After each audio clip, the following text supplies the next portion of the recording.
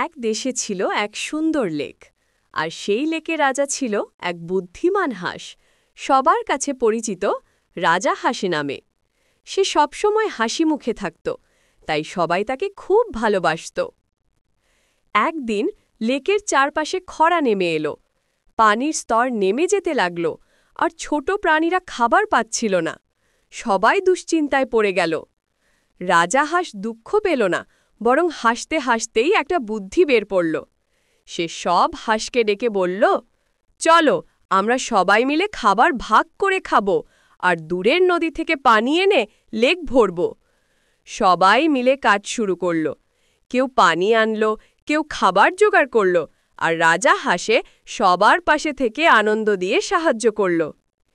কিছু দিনের মধ্যেই লেক আবার ভরে উঠল। প্রাণীরা খুশিতে নাচল, আর রাজা হাঁসকে বলল, তোমার বুদ্ধি আর হাসি মুখই আমাদের বাঁচিয়েছে। এভাবেই রাজা হাসি শিখিয়েছিল, হাসি, বুদ্ধি আর একতা দিয়ে যে কোনো সমস্যা জয় করা যায়।